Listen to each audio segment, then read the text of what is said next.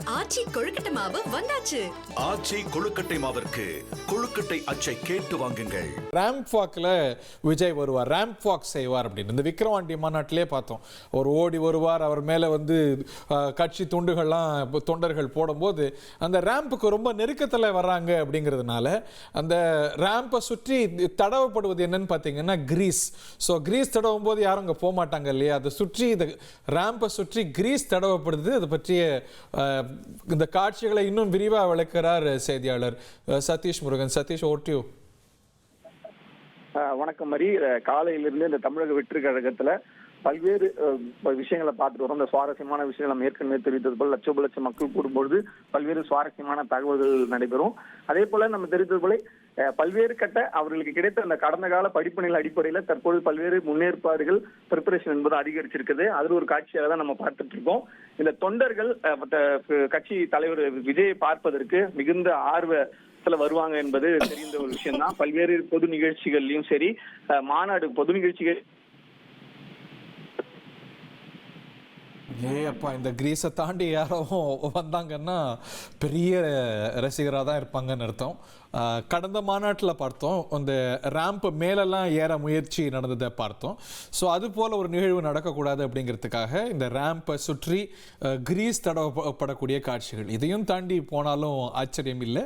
But அது ஒரு deterrence போல் இந்த ரேம்பை சுற்றி கிரீஸ் தடவப்படுகிறது. இந்த தடுப்பு வேலிகளை தாண்டி யாரும் போகக்கூடாது அப்படிங்கிறதுக்கான ஏற்பாடுகளை பார்க்குறோம். ரைட், நம்முடைய செய்தியாளர் மணிகண்டன் களத்திலிருந்து இணைந்திருக்கிறார். ஒரு அரை மணி நேரம் 1 மணி நேரத்துக்கு முன்னாடி ஒரு 75% நிரம்பிருச்சு அப்படின்னு எல்லாம் சொல்லப்பட்டது. இப்போது கொள்ளளவு அதெல்லாம் தாண்டி போயிருக்கா? இந்த மாநாடு முன்கூட்டியே தொடங்கிறதுக்கான அறிகுறிகள் இப்பயே தென்பட ஆரம்பிச்சிருச்சா? நீங்கள் பார்க்கறத கேட்கறத நிறைய சுவாரஸ்யங்கள் இருக்கும், சொல்லுங்கள். வணக்கம். தமிழக வெற்றி கழகத்துடைய 2வது மாநில மாநாடு நடைபெறக்கூடிய அந்த மேடையுடைய பிரதான இடத்துல நாம் தற்போது நின்று கொண்டிருக்கிறோம். மேடையில் பல்வேறு ஏற்பாடுகள் முன்கூட்டியே தொடங்கி இருக்கிறத நம்மால் பார்க்க முடிகிறது.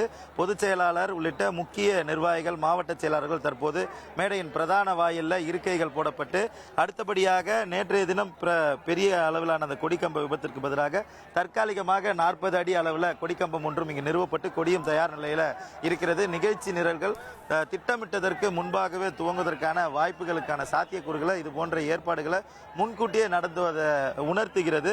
அது மட்டுமல்லாமல் அதற்கு எதிர் திசையில் ரசிகர்களும் தொண்டர்களும் அதிக அளவிலான வெயிலில் கைகளில் கொடையை பிடித்து கொண்டும் ஆங்காங்கே இருக்கக்கூடிய துணிகளை தலையில் மறைத்து கொண்டும் வெயிலின் தாக்கத்தை தாங்க முடியாமலும் இருந்த போதிலும் பல்வேறு இடங்களிலிருந்து நாங்கள் வந்துவிட்டோம், எங்களுடைய தலைவரை பார்க்காமல் நாங்கள் போக மாட்டோம் என்ற உற்சாகத்தோடனும் அந்த வெயிலுடைய கழிப்பின் காரணமாகவும் அயற்சியுடன் தற்போது ஓய்வெடுத்துக் கொண்டிருப்பதை பார்க்க முடிகிறது. கிட்டத்தட்ட மாநாட்டு திடலுடைய பகுதிகளில் இருக்கைகள் முழுவதுமே நிரம்பக்கூடிய காட்சிகளை நம்ம இன்னொரு மேஜர் காட்சிகளை நம்மால பார்க்க முடிகிறது.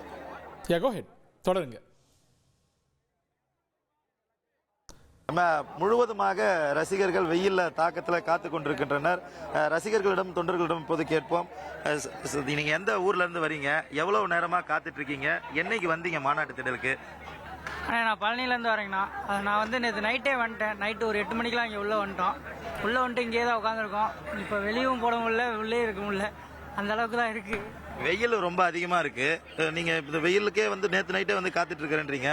இன்னும் ஒரு 2-3 மணி நேரம் ஆகுன்றாங்க மாநாடு. உங்களோட நிலைப்பாடு என்னவா இருக்குது? வெயிலுடைய தாக்கம் அதிகமாக இருக்குது. பரவாயில்ல, தளபதி வர முடியும், வெயிட் பண்ணி தான் ஆகணும். தளபதி பார்த்துட்டு தான் போகணும்னு உட்காந்துருக்கோம்.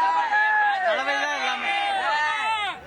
உங்களால் நிச்சயமாக காட்சிகளின் வாயிலாகவே தெரிந்து கொள்ள முடியும் என அறிகிறேன். கிட்டத்தட்ட எவ்வளவு வெயில் இருந்தாலும், எந்த சூழலாக இருந்தாலும் தளபதியை பார்க்காமல் போக மாட்டோம் என்பதுதான் இவர்கள் மட்டுமல்ல, இந்த திடல் முழுவதுமே நிரம்பி இருக்கக்கூடிய அனைவரது மனநிலையாக இருக்கிறது.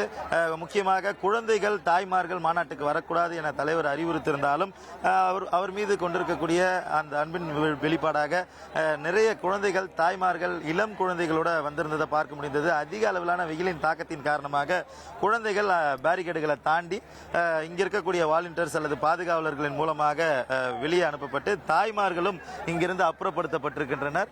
கிட்டத்தட்ட அந்த மேடைக்கும் வேலிக்கும் இடையில் இருக்கக்கூடிய பகுதிகளில் குழந்தைகள் பாதுகாப்பாக வெளியே கொண்டு வரப்பட்டிருக்கின்றனர். அது மட்டுமல்லாமல் தேவைக்கேற்ப ORS குடிநீர்ல கலந்து கொடுக்கப்படுகிறது. ORS பவுடர்களும் இந்த டீஹைட்ரேஷன் காரணமாக மயக்கம் போன்றவற்றை ஏற்பட்டுவிடக்கூடாது என்பதற்காக தொண்டர்களுக்கு தொடர்ந்து வழங்குவதற்கு மருத்துவ குழுவும் தயாராக இருக்கிறது. 2 பக்கவாட்டிலும் 10 மருத்துவ குழு என 20 மருத்துவ குழு, கார்டியோ உள்ளிட்ட உயர் சிகிச்சை சிறப்பு அம்சங்களுடன் இருக்கிறது. இன்னும் திட்டமிட்டிருக்கக்கூடிய அந்த 3:15 1 மணி நேரம் வரை முன்பாகவே இந்த மாநாடு துவங்குவதற்கான திட்டங்களை, அதற்கான ஏற்பாடுகளை, நடவடிக்கைகளை தற்போது தமிழக வெற்றிக் கழக தலைமை ஏற்படுத்தி வருகிறது. அதை தான் இந்த பிரதான மேடையுடைய காட்சிகளாக நாம் தற்போது பார்த்து கொண்டிருக்கிறோம். கடந்த விக்கிரவாண்டி மாநாட்டிலேருந்து நிறைய படிப்பினைகள் இருக்கு அப்படிங்கிறத பார்க்கிறோம். நிறைய மருத்துவ குழுக்கள் அதிகரிக்கப்பட்டிருக்கிறாங்க. இந்த ரேம்பில் தான் அவர் நடந்து வர போறார் விஜய். விக்கிரவாண்டி மாநாட்டில் நடந்து வந்தபோது ஒரு ஓய்வு பெற்ற ராணுவ வீரர் நினைக்கிறேன் மேலே ஏறினார். அந்த மாதிரியான பிரீச்சஸ் எல்லாம் இருந்தது. அதெல்லாம் தடுக்கிறதுக்கு, அந்த மாதிரியான ஒரு செக்யூரிட்டி சிச்சுவேஷனை தடுக்கிறதுக்கு இந்த வேலியை சுற்றிலும் கிரீஸை தடவிட்டு இருக்கிறாங்கிறத பார்க்கிறோம். இந்த மாநாட்டுடைய பெரும்பகுதி நிரம்பி வழியறத பார்க்கிறோம். கடந்த முறை மாநாட்டில் காலையில தான் அனுமதிக்கப்படுவாங்க, மதியம் போல தான் அனுமதிக்கப்படுவாங்கன்னு சொல்லும்போது கட்டுக்கடங்காம பவுன்சஸ் எல்லாம் தாண்டி வந்தாங்க. அதனால பிராக்டிகாலிட்டியை கருதி நேற்று இரவே வந்தேங்கிறார் ஒருவர். இரவை தாண்டி அங்கே இருக்கிறவங்க எல்லாமும் அதிகம். நிறைய புதிய ஏற்பாடுகள், புதிய சவால்கள்லாம் தாண்டி பிரம்மாண்டமாக இந்த மாநாடு காட்சி அளிக்கிறது, முன்கூட்டியே தொடங்க இருக்கிறது. இது பற்றிய இன்னும் பிரத்யேகமான தகவல்கள் காத்துட்டு இருக்க நேயர்களே. ஆச்சி கொழுக்கட்டை மாவு வந்தாச்சு. ஆச்சி கொழுக்கட்டை மாவிற்கு கொழுக்கட்டை அச்சை கேட்டு வாங்குங்கள்.